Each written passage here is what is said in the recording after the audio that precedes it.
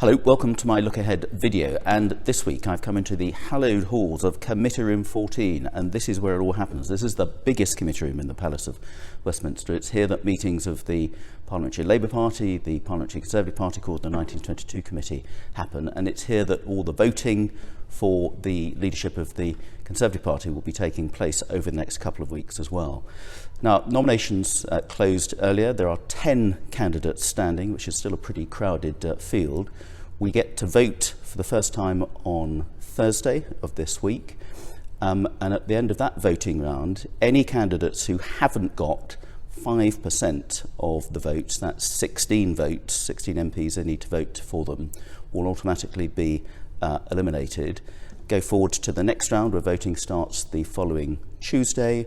Anybody who doesn't get 10% of the votes, that's 32 Conservative MPs, will drop out, and then we continue voting until we're down to the final two candidates by the end of next week. We then have a 4-week period where all the Conservative Party membership up and down the country, including members in East Worthing and Shoreham, who I will be consulting, get to vote on the final candidate who will become Conservative Party leader, and then if they command the confidence of the majority in the House of Commons, will become Prime Minister, probably in the week starting the 22nd of July. So the next 4 weeks are going to be absolutely vital, and I've yet to make my mind up as to who I'm going to be supporting, which is why I'm taking soundings, and of course I'll keep you posted.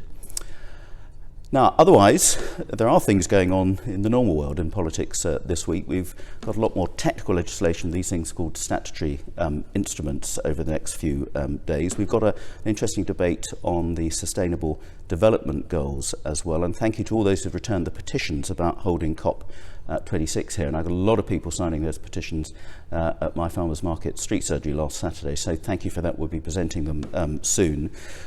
We've also got debates around social housing and about making Parliament a more family-friendly place. That's something we've looked at over many years, but I think we've still got quite a long way to go. I've got meetings later today with senior management from NICE, the Institute for Clinical Excellence, talking about mindfulness, and I chair the all-party mindfulness group, and it's something that is increasingly being used as alternatives to drugs and other treatments, being used in schools, in prison, in the health service, and in businesses, and we want to see it more widely available across the National Health Service too. I've got a seminar about the EU settlement scheme for children, asylum seekers, and EU citizens coming to the UK later on this week. And then on Friday I've got a busy day, starting off with a visit to the Sussex Rehabilitation Centre with some constituents in Brighton. I'll then be visiting the fantastic and outstanding rated Lancing or Boundstone nursery in Lancing.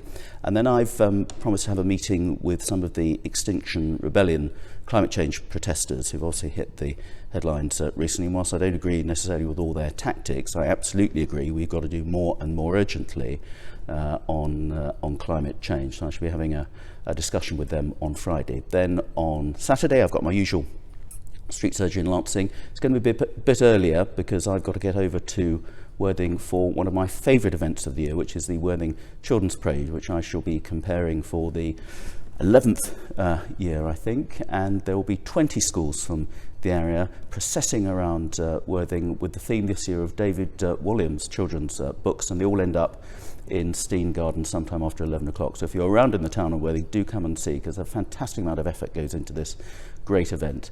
And then later on Saturday, my wife and I are going to be joining the Guild Care Walk for Worthing on the Prom from 8 o'clock. So if you want to come along, be part of that, be part of another great local charity in Worthing, then I look forward to seeing you on the Prom for a nice stroll on Saturday evening.